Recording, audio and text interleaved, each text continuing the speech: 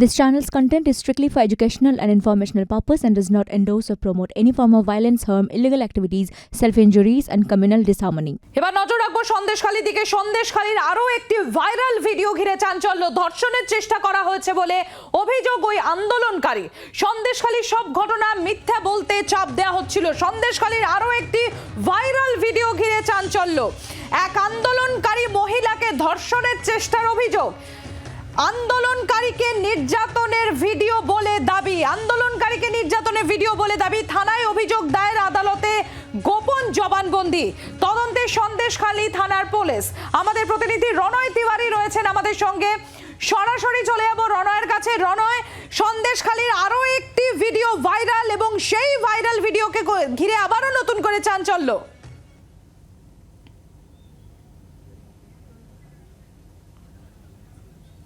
একদমই সম্প্রীতি দেখো, ওই মহিলা সন্দেশখালী থানায় লিখিত অভিযোগে জানিয়েছেন যে বুধবার সন্ধ্যে 7টা থেকে 7:30 নাগাদ 3জন দুষ্কৃতী তার বাড়িতে আসে, তাকে মুখ বন্ধ করে অর্থাৎ তার মুখে কাপড় বেঁধে তাকে তুলে নিয়ে যায় একটি ভেরির কাছে। সেখানে তাকে ধর্ষণ করার চেষ্টা করা হয় বলে অভিযোগ।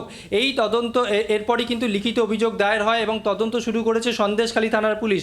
এবং যেভাবে ওই মহিলাকে বাড়ি থেকে তুলে নিয়ে গিয়ে ধর্ষণ করার চেষ্টা করা হয় বলে অভিযোগ, তারই প্রতিবাদে বেরমজুর এলাকায় মহিলারা তারা এই মুহূর্তে প্রতিবাদে নেমেছেন। তারা প্রতিবাদ করছেন। তাদের কারোর হাতে ঝাঁটা রয়েছে, কারোর হাতে লিখিত অভিযোগপত্র রয়েছে।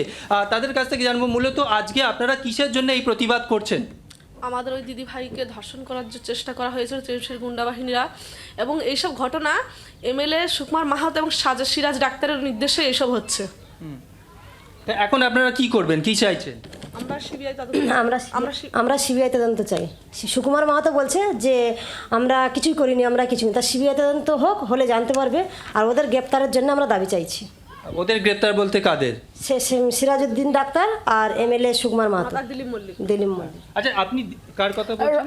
দিলীপ মল্লিক, সিরাজউদ্দিন। রণয়, তুমি আমাদের সঙ্গে থাকো। অভিযোগকারী মহিলা তিনি কি অভিযোগ করছেন, কি বলছেন তিনি তুলে ধরবো আপনাদের সামনে। কারা এসেছিল চেনেন? কারা এসেছিল চেনেন? কারা এসেছিল? টিএমসি বাহিনী, দিলীপ মল্লিক, সৈকত দাস। কি করেছে আপনার? কি কারণ, কি বলেছে? হ্যাঁ, আপনার সঙ্গে কি করেছে? নাম করে করে অভিযোগ করছেন ওই অভিযোগকারিনী। আইনজীবীর তরফ থেকে কি বলা হচ্ছে শোনাবো আপনাদের। আপনার পিএস সন্দেশখালী 238/2024 একটা মামলা রুজু হয়েছে। তাতে সেকশন হচ্ছে 376D, 511, 506 আইপিসি এবং 2527 আর্মস অ্যাক্ট। আজকে কোর্টে ভিকটিমকে নিয়ে আসা হয়েছে। কারণ হচ্ছে ওনার গোপন জবানবন্দি স্টেটমেন্ট হচ্ছে লন্ডন কোর্টের কাছে। ওনার অভিযোগ হচ্ছে এফআইআর অভিযোগ, ওনাকে দিলীপ মল্লিকের নেতৃত্বে পিকাই দাস এবং সুজয় দাস এরা গতকাল রাত্রেবেলায় তাকে তুলে নিয়ে গিয়ে অন্ধকারে মুখ বেঁধে তাকে রেপ করার চেষ্টা করেছে, গ্যাং রেপ। লাটের কোর্টের কাছে 100 কোর্ট গোপন জবানবন্দি নেওয়ার জন্য। অভিযোগকারী পরিবারের তরফ থেকে কি বলা হচ্ছে, কি বলছেন তারা তুলে ধরবো আপনাদের সামনে। ওই সন্ধ্যাবেলা ওই তখন 7টার কাছাকাছি হবে কি 7:30 হবে, কুকুর লেগেছে খুব। মেয়েটা বলছে এত কুকুর লাগছে, কেউ আসছে নাকি দেখো তো। বাইরে বেরিয়েছে, ওই ফোনের লাইটটা জেলে যেই বেরিয়েছে, ওখানে নাকি 3 জনে ধরে মুখে কাপড় দিয়ে বেঁধেছে। কাপড় ছিঁড়ে ওইখানে বেঁধে হাত বেঁধে টানতে নিয়ে চলে গেছে। ছেলে আসলো, ছেলে এসে খুঁজলো, ওর মা, মানে 3-4 জনে 3-4 দিকে খোঁজা হচ্ছে। প্রথম অবস্থা পাওয়া যায়নি। পরে গিয়ে ছেলে আর তার মা এসে দেখে এই পুকুরের ধারে এখানে বসে কাঁপতেছে আর কাঁদতেছে। কে? আপনার বৌমা? রেখা আসলো, এসে দুজনে খুব কান্নাকাটি। রেখা মানে কি? বিজেপি ক্যান্ডিডেট রেখা পাত্র? রেখা পাত্র। আপনার বৌমা কি কোনো রাজনৈতিক দলের সঙ্গে যুক্ত? রাজনৈতিক দল বলতে ওই রেখা পাত্র ওদের কীভাবে বন্ধু বান্ধব। কালকের আবার সেই প্রিয়াঙ্কা টিব্রাল এসেছিল, তার সঙ্গে ও আলোচনা হয়েছে, ওকে কোনো একটা কাজের দায়িত্ব দিয়েছে, এই আর কি। আমি আবারও চলে যাবো আমাদের প্রতিনিধি রণয় তিওয়ারি সরাসরি রয়েছেন আমাদের সঙ্গে। রণয়, কি কারণে এই মহিলাকে টার্গেট করা হলো, কি মনে করা হচ্ছে, কি বলছেন ওখানকার মানুষেরা?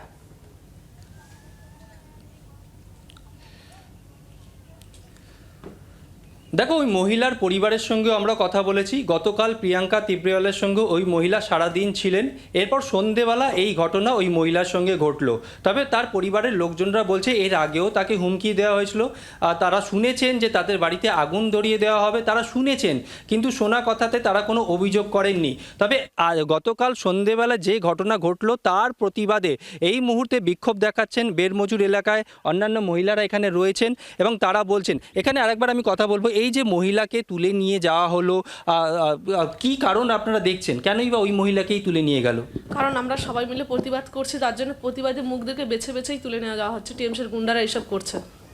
টিএমসির গুন্ডা বলতে এখানে কি কাউকে বোঝাচ্ছেন আপনি বলছেন? কারণ হ্যাঁ হ্যাঁ হ্যাঁ, দিলীপ মল্লিক তো এসব করেছে। আপনি দিলীপ মল্লিকের কথা বারবার বলছেন। দিলীপ মল্লিক তো বলছে যে তাকে ফাঁসানো হয়েছে। তিনি আমরা এই জায়গাতেই শুনবো, অর্থাৎ অভিযোগকারিনী এবং এখানকার যারা মানুষ যারা অভিযোগ করছেন তারা প্রত্যেকেই এই দিলীপ মল্লিকের নামেই অভিযোগ করছেন। যার বিরুদ্ধে অভিযোগ তিনি কি বলছেন তার বক্তব্য এবার তুলে ধরবো আপনাদের সামনে। এখন উনি আইনের দ্বারস্থ হয়েছেন, আইনের পথে চলবে।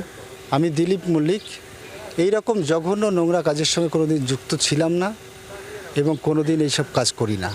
গত 3 দিন আগে কিভাবে নৃশংসভাবে আক্রমণ করলো নিজের বাড়িতে, আপনারা মিডিয়ায় সেটা দেখিয়েছেন। আক্রমণ করে যখন তৃণমূলের এই নেতা কর্মীদের দমানো যাচ্ছে না, তখন ওরা নূতন করে চক্রান্তের ফাঁদ পাতা শুরু করছে। বাংলার আওয়াজ, বাঙালির আবেগ, জি 24 ঘন্টা।